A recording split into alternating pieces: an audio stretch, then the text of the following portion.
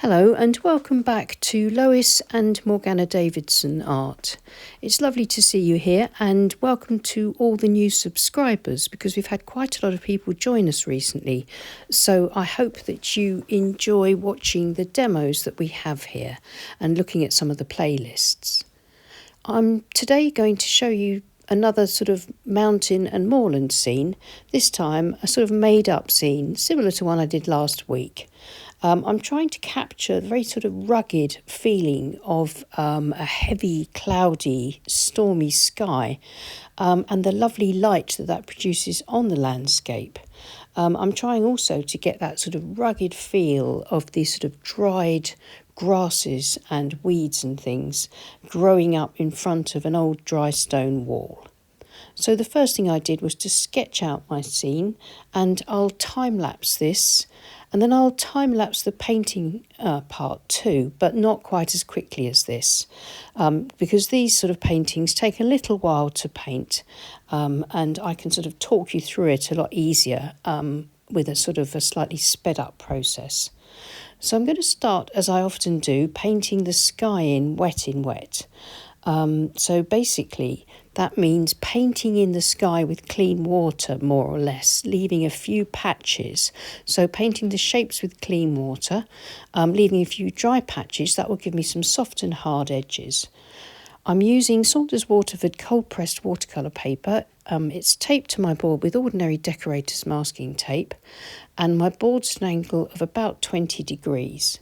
I started off with some cobalt blue just to keep a little bit of lightness and a slightly bluer grey in the sky, and I'm now working around it with Payne's grey.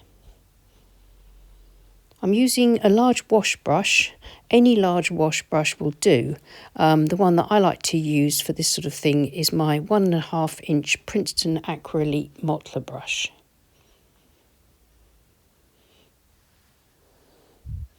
I've brought the paint down over my mountains, and that will start them off for me. I've cleaned off my brush and I've dipped into some raw sienna and some raw umber. I'm going to start off my grasses in the foreground, dipping into varying amounts of quite rich paint, mid-value to dark value of these two colours, and then some light value across the moorland, across the background, below the mountains. And then going back and darkening up a little bit across the base, across the tape, and keeping those marks really sort of ragged, but slightly leaning over towards the right, and that will help to give me that windswept look. I'm now adding a little bit of light tone to the stone wall, which will give me a good base, leaving a few sort of white patches here and there. I don't mind, I can kind of fill that in later. So I'm trying to get the whole painting sort of more or less covered in paint where I want it for this first coat.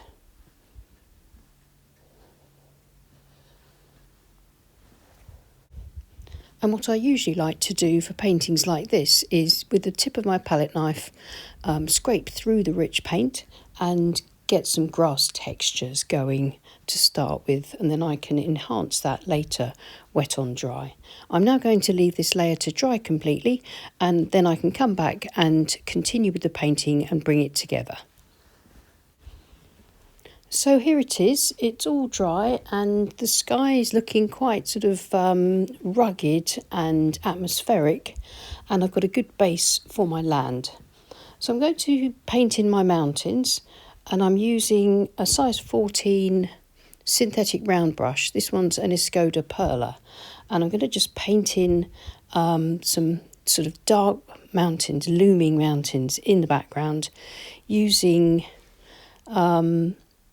Payne's grey, but mixed with some of the cobalt blue. I've got a touch of alizarin crimson in with it as well, just to sort of warm it up very slightly.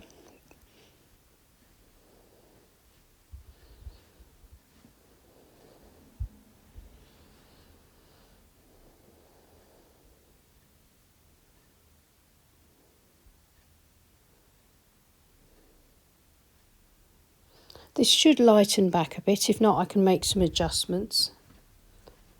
I want to get the look of the layers of mountains going back into the distance. I'm assuming this is Snowdonia, or I'm trying to sort of make it look a little bit like Snowdonia, but just sort of everyman mountains really, as this is sort of almost a sort of made up scene.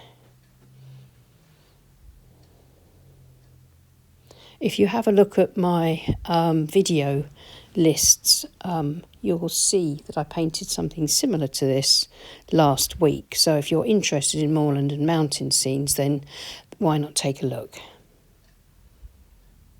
I often get asked if I pre-stretch my paper, and I don't at the moment. I'm beginning in my personal work to paint a little bit larger, and I'm thinking that I will probably need to pre-stretch if I continue to work with £140 or 300 GSM weight paper.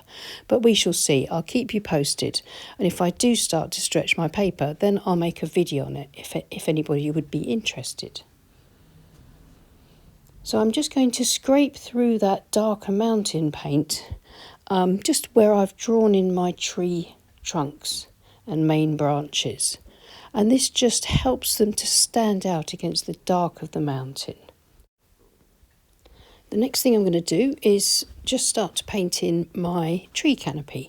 I'm starting off with sap green that's been made a little more of an earthy green with the addition of a bit of burnt sienna.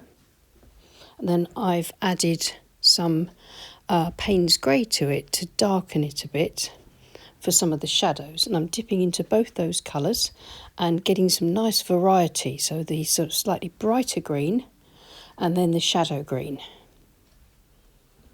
I'm still using the size 14 round brush.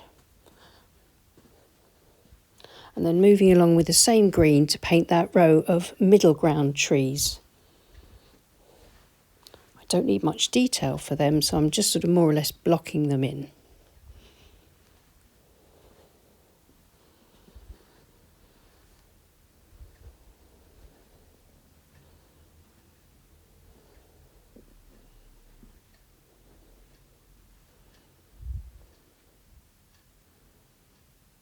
If you notice, they're slightly leaning towards the right as well. Not too much, but just enough to capture that sort of windswept look.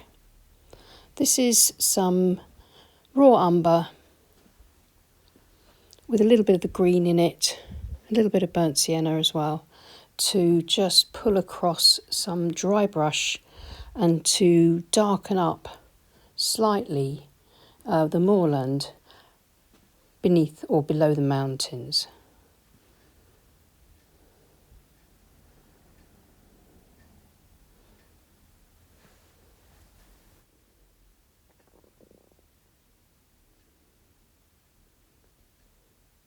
I'm trying to keep my marks nice and sort of quick and loose so that I can capture this sort of rugged atmosphere. Now this is really rich Payne's grey, again with a touch of alizarin crimson and a little bit of burnt sienna, a bit of raw sienna and some cobalt blue to make a really dark grey. And I'm just putting in great big stones for my dry stone wall. Now there's method to my madness of using such a dark colour here. I'm going to use the palette knife, or you could use the corner of a plastic store card. And I'm going to scrape through this really rich paint to reveal the paler grey underneath. In the shape of stones, the big sort of hand-hewn rocks that are what are used to make these beautiful dry stone walls. It's a very effective technique. It can take a bit of practice, but what it does, it scrapes away the rich dark paint, and the paint kind of pulls around the outside of the mark, giving you a lighter stone and darker shadow.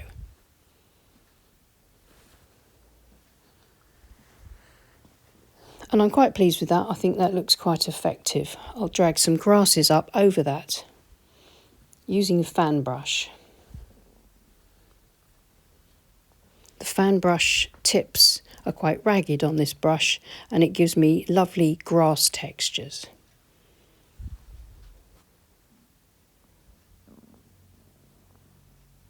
Just using the same colours as I've already put down before, so it's raw sienna, burnt sienna, raw umber, Payne's grey, that sort of thing. Whatever I've got left on my palette. Pulling some tiny marks up actually over the wall itself, or the base of the wall, and that integrates it into the landscape.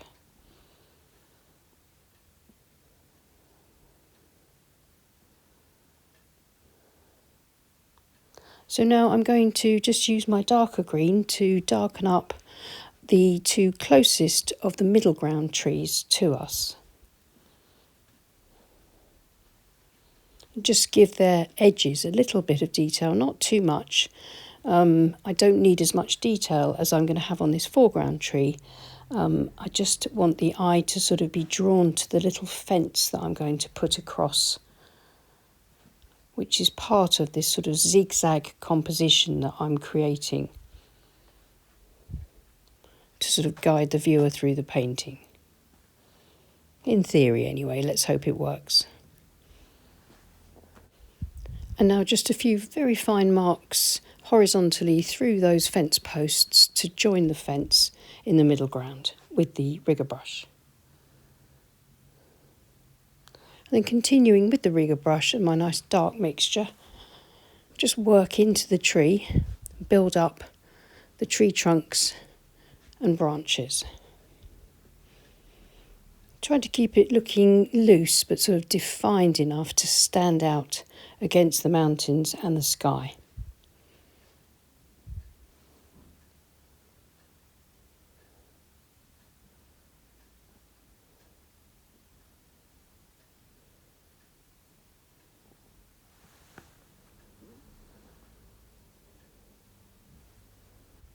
I'm nearly done now, but I'm feeling that my mountains are a little bit out of kilter. They're a bit unbalanced, so I'm going to play around with them and see if I can improve things just by sort of adding in a few more shapes of mountains here and there to this range. So I'm scraping a bit of texture into these newly added mountains. I'm softening by smudging it with my finger to sort of blend it in and softening the bottom edge a bit. Then I'll just add a little bit more in. I'm hoping that if I add the richer paint there, soften it back a little bit with the brush and then use the palette knife to just scrape into it gently, then I'll get a bit of texture in the background and sort of variety of tonal value, which I'm hoping will just make the mountains work a little bit better. I'm still not happy with them. Just scraping through the trunk so they show through the mountain, and then what I think I'll do is remove the tape and take a look at it and see what I think. So by removing the tape, I take away all the little paintbrush marks that go over the tape, and we've got a clean white edge so we can sort of look at it as if with fresh eyes. And I'm still not happy with my mountains, so I'm going to just play around a little bit more, just add a couple of small fainter shapes just over here and just try and get this balance working. One thing I am very happy with this painting is the dry stone wall and the foreground grasses, the sort of something and nothing, as well as the distant sort of moorland stretching up to below the mountains. So, I mean, I know I need more practice with my mountains. This is something I've been practicing this year because I've never really painted them before very often. So I'm going to go back to the drawing board after this, I think, and work on them a little bit more. So I hope you enjoyed joining me for another practice session in my studio, and let me know what you think in the comments. Thank you so much for watching. Please leave us a like. That really does help let YouTube know that people are interested in our demos, and it pushes the video out to more people. And thank you so much to everyone that supports us on Patreon. We couldn't make these videos without you. I'll see you again soon. Take care and happy painting. Bye.